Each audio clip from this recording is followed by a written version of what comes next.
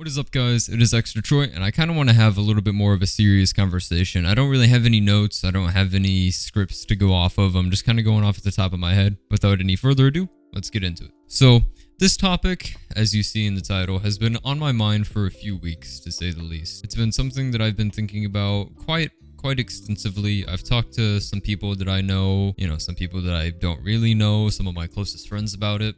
And it's about, why do I loop? What is the point, One of my close friends let me use his FL Studio account, and I started producing, and I made a track, and I made a drop, did some little bit of sound designing, stuff like that, and it went pretty good.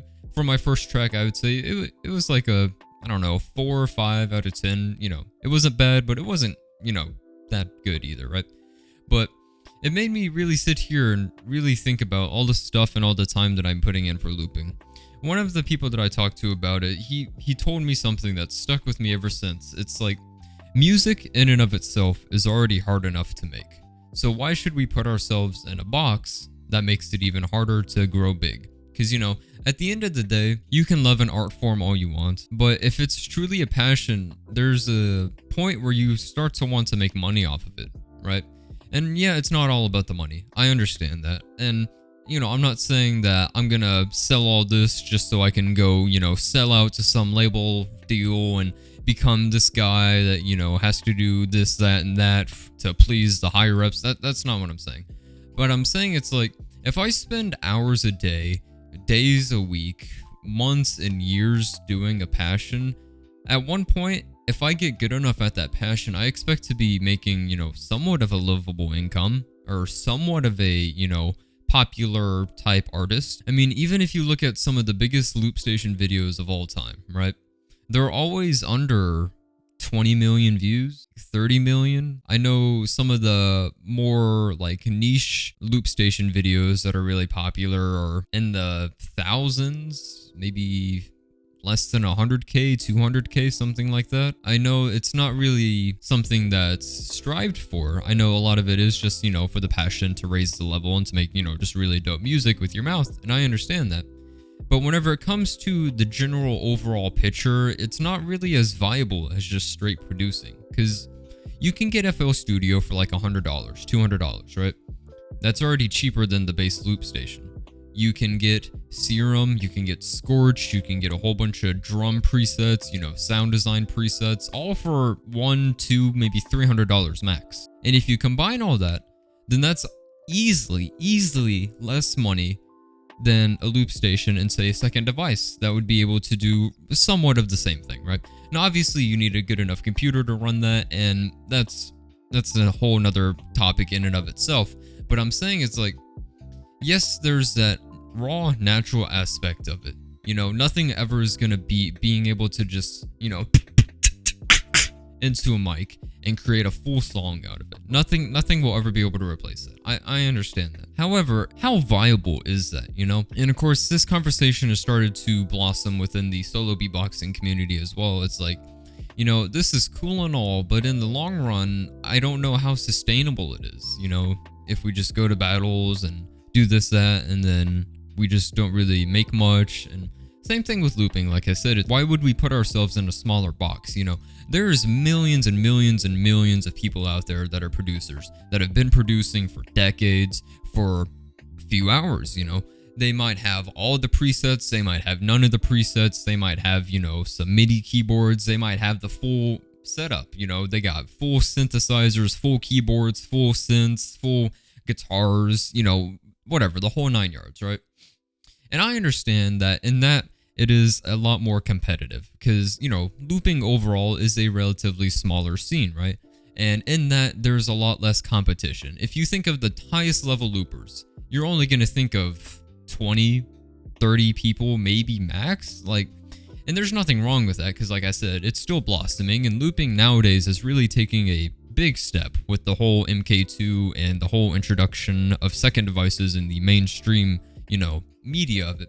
But at the same time, why would I spend $1,500 on a Line 6 Helix whenever I can spend the same amount on FL Studio presets and make sounds that only I can make? whenever you get a Helix, whenever you get an HXFX or a SY1000 or a Mark II, right, you have to start somewhere. And of course, you know, even if you do get presets, you still have to start somewhere as well. I'm not denying that. However, there's a lot more room, there's a lot more leniency, and at the end of the day, there's a lot higher of a ceiling that you can hit. Because whenever you're looping, you only have 5 tracks. If you have 2 loop stations, 10, right? But, I mean, yeah, sure, you can layer things, but there's a relative limit to it, you know? And of course, this is at the highest end in like 7, 8 years, whatever, right? Obviously, I'm never going to try and reach that level. I never picked up looping to try and reach that level. You know, I was always a casual looper. I kind of want to do it for fun, mess around, see what I can make, right? And, you know, that's just me, and that's where I'm coming from. And I know that there's plenty of people who want to be the next GBB champion. They want to be the next, you know, national champion in looping. I understand that. But in my opinion, for me personally, I don't see the worth in buying $1,500 worth of a single device, and you can buy that same amount of money for a lot more presets, for a lot more controllers, stuff like that.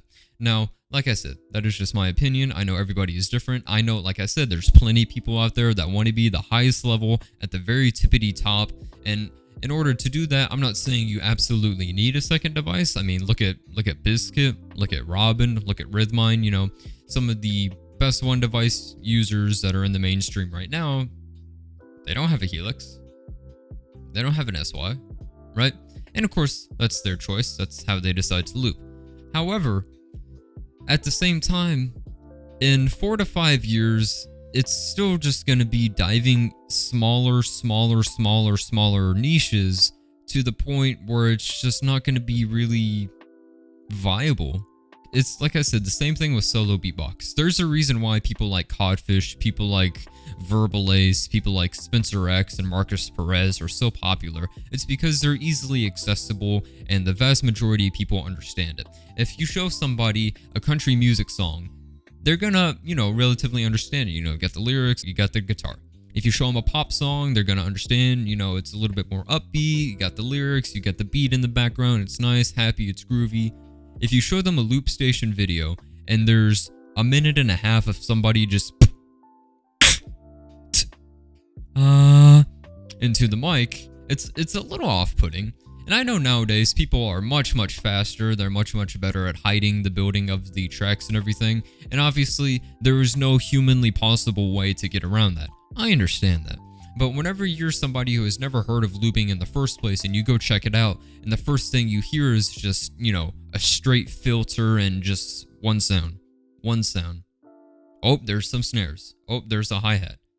You know, it's not really going to flow well in the playlist, right? If you're listening to it in, you know, like an album maybe, then yeah, sure. You know, it's one loop track. Okay, yeah, it makes sense. But if you compare that to regular music, then obviously it's not going to go as smoothly. It's not going to be an overall enjoyable listening experience compared to stuff like that, just because there's so many awkward pauses and stuff. Now, like I said, plenty of people have mastered this. I know people who can build their entire drum kits in less than 15 seconds, and all power to them. But at the same time, the vast majority of people aren't doing that. And I know the vast majority of producers, they're not going to be the next Skrillex. They're not going to be the next Deadmau5. I understand that. However, whenever you have such a small niche in the first place, I know at the end of the day, the vast majority of people looping are never going to reach that GBB stage. You know, they're never going to become a national champ, and that's just how it is. You know, a lot of people who pick up a lot of things aren't going to be the best at it. You know, they just pick it up just to pick it up. You know, I get that. But whenever you look at regular music, right, you see that these songs can hit billions of views. One single video, billions of views. You can see over an artist's lifetime, billions and hundreds of millions of views, you know, millions of dollars. And obviously success is not dictated by the numbers, but that is a part of it. You know, that's one half of the cookie. You know, the other half is, you know, you have to be happy, you have to enjoy what you make. I understand that. However, whenever you're looping, you're doing all this, you're sitting there for hours sound designing and structuring and working out all the small details and turning the knobs and swapping out the effects and changing this and changing that. For what? 2,000 views on YouTube, 3,000 views on YouTube. No, don't get me wrong. I'm not the biggest YouTuber in the world. My most viewed video has like 1.6k views and it's a tutorial, right? I understand that, right? In my opinion, at the end of the day, for me personally, I don't really see the point of continuing to loop other than just, as something very small and very casual on the side that I'm never really going to take as serious as a lot of these other people do. And if you're one of those people, all power to you. I completely understand where you're coming from, and I understand that competitive nature, that's definitely a big factor of it. But I think in the long term, I think it is more viable to become just a full-fledged producer than trying to sink so many years and so many, different hours and time spent doing this, that, and the other thing compared to just producing. But hey, that's just me. Let me know how you feel down in the comments. I'll see you in the next one.